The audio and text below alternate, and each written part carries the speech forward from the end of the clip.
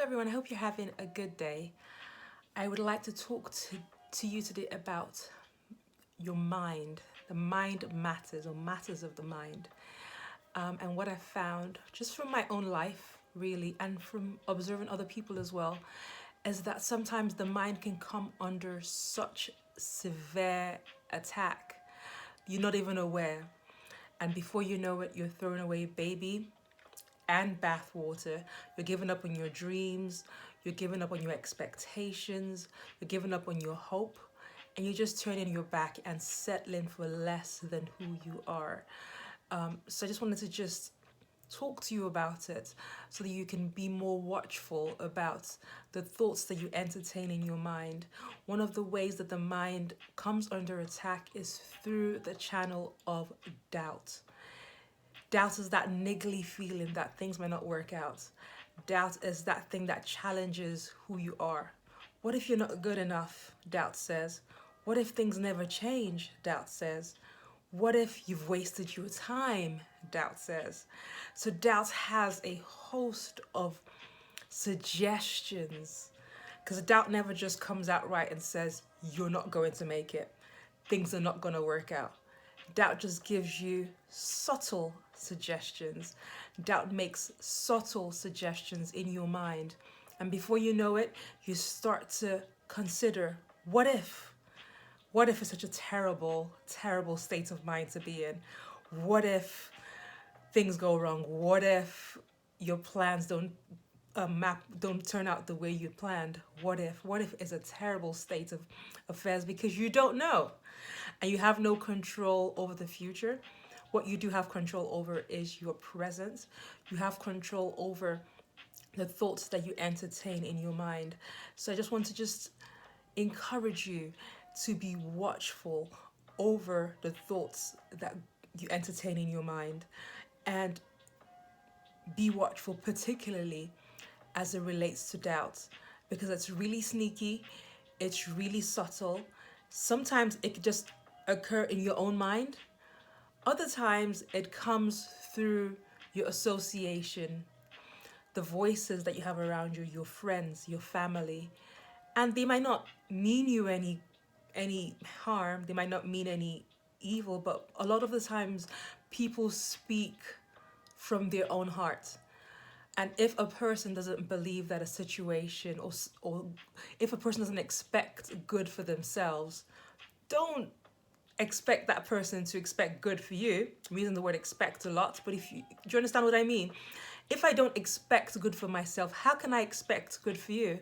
So an ancient text says, out of the heart, the mouth speaks. So if a person has meditated on things that are doubtful, things that are fearful, things that are going wrong, and they come into your space, please be aware that they will carry that same energy, they will carry that same train of thoughts into your life and speak things in. They might just make subtle comments. It might just be one word, one sentence, something that just seems minor on the side, and you don't necessarily give it any thoughts. But what happens is that doubt steps in, and then the next day or a couple of days later, you start having these thoughts. What if things don't work out? What if I made a mistake? Stay away from what ifs. Stay away from doubts. And so one way of doing that is being watchful over the kind of conversations that you engage in, and also the kind of conversations that happen around you. Be very watchful. You can't control people and what people say, but what you can do is have a filtering process whereby you're actually watching what the words that you're hearing, you're watching how it affects you.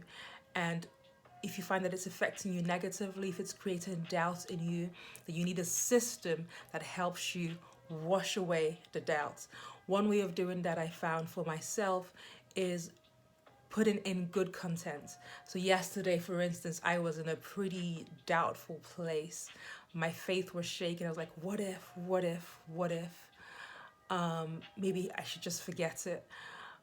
But then I had to get to a place where, and God helped me to get to that place where I was able to then I started to wash my mind with positive information. So I went on YouTube and I read the book and I listened to the book.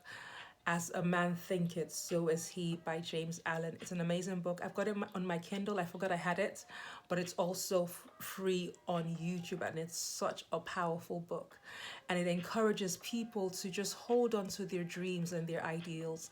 And a quote that stuck out to me when I read that book, listened to the book yesterday, and read excerpts in it on my Kindle, is it's impossible for your mind to keep traveling and for your circumstances to stay stationary.